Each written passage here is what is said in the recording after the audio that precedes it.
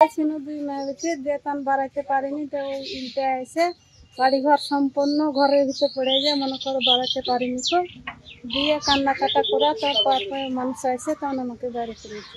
কাল গত রাত্রে সন্ধ্যার সময় ধমকা হাওয়ার কারণে আমাদের গ্রামে ব্যাপক ক্ষয়ক্ষতি হয়েছে এবং আমার এই খামারের যে আশেপাশের পিছনের বাড়িঘর যা আছে সব উড়িয়ে গিয়ে চলে গেছে।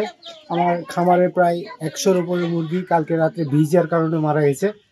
তো আমরা ইউনো অফিসে বরাবর কাগজ পাঠানোর জন্য চেয়ারম্যান সাহেবের কাছে গিয়েছিলাম। তিনি আমাদের কাছ থেকে আইডি কার্ড নিয়েছেন এবং আমাদেরকে সহায়তা করার জন্য আশ্বাস প্রদান করেছে। তাই আমাদেরকে সহায়তা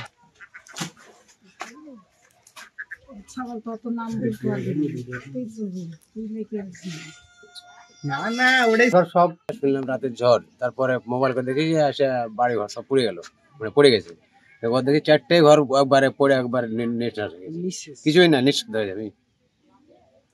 মানে ঠিক করার মতন যুক্তি নেই আমার, তার জন্য আমি সরকারের কাছে সাহায্য পেতে চাই।